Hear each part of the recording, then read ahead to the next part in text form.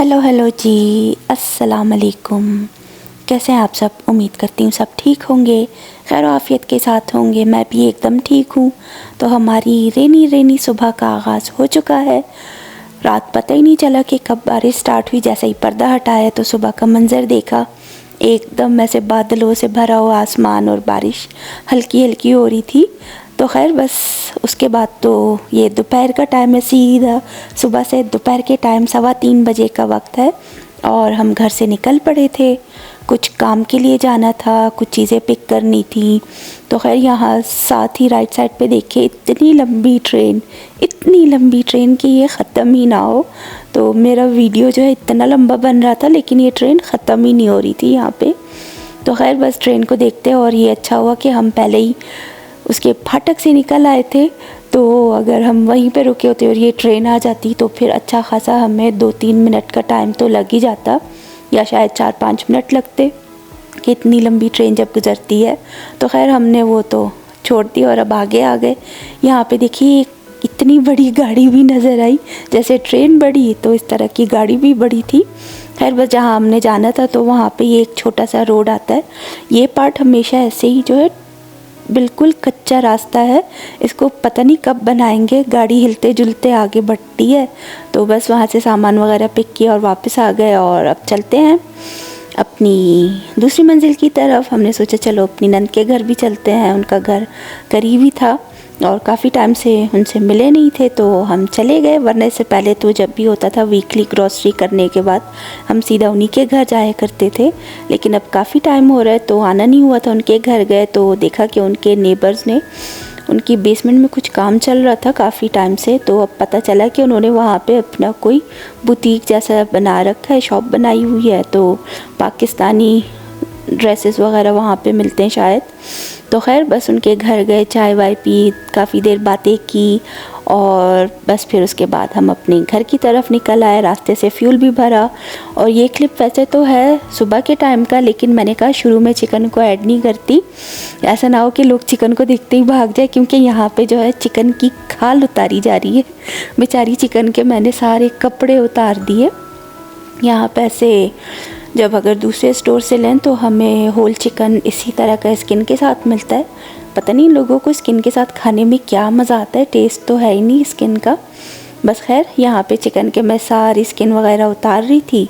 और इतना तो थोड़ा बहुत जो पाकिस्तान में अक्सर जब हम लोग जाते थे जो चिकन शॉप्स होती हैं, वरना तो बाद में जब मेट्रो और ये बिन सफ़ीर बिन हाशिम बने हुए थे कराची में, तो वहाँ पे तो ये चिकन हमें बिल्कुल पैक हुआ मिलता था। लेकिन ये कि जब जो छोटी सी नॉर्मल शॉप्स होती हैं वहाँ पे जाओ तो वहाँ से अगर चिकन बाय करते थे तो उसी वक्त ही जो है ज़िबा करके जब देते हैं, तो सारा प्रोसेस देखा था कि किस तरह से वो लोग खींच के स्किन उतारते थे। हालांकि तब तो चिकन एकदम वो गर्म होती है तो उसकी खाल तो अच्छी इजीली उतर जाती है, और चिकन भी अच्छी तरह से वो लोग बोटियाँ बना लेते थे। लेकिन हम तो उतने एक्सपर्ट नहीं है, बस खींच खांच के इसकी सारी स्किन उतारी और चिकन को अच्छी तरह से साफ़ करके बस उसके बाद मैंने कट कर दिया। साथ ही जो है बोनलेस चिकन भी मैंने भिगो के रखी हुई थी।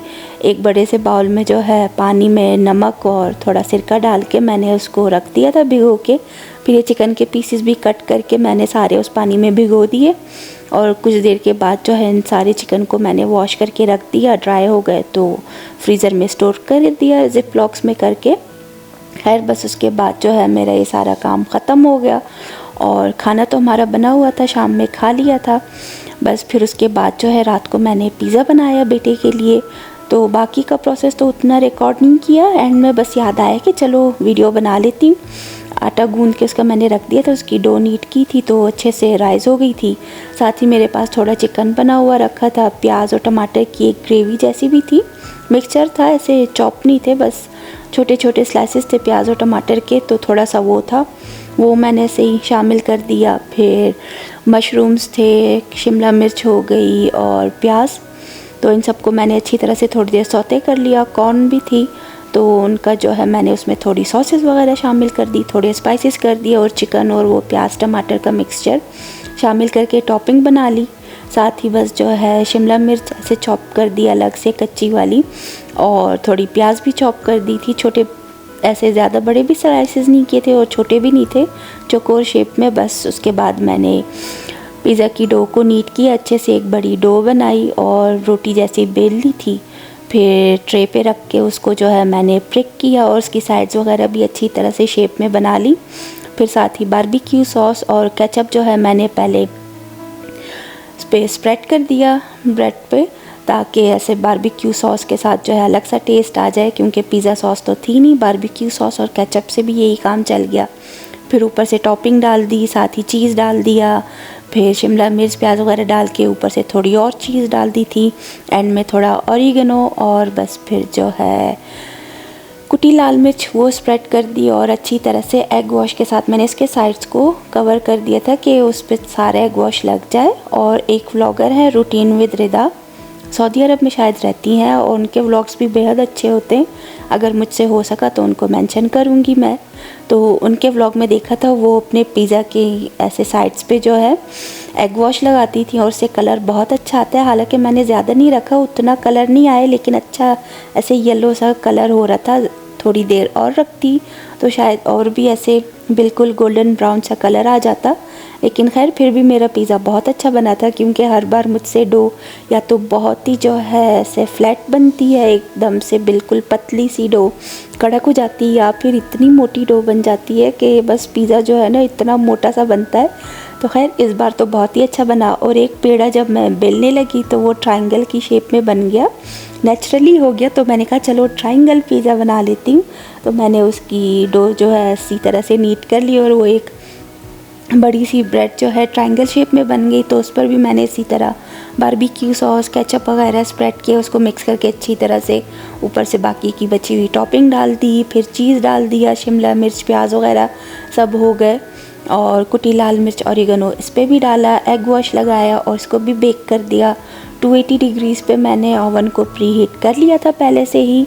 तो बारी बारी दोनों पिज़्ज़ा मैंने रख के बेक कर लिए थे, तकरीबन 12 से 15 मिनट में अच्छी तरह से ये बेक हो चुके थे और मज़े के जो है स्लाइसेस थे।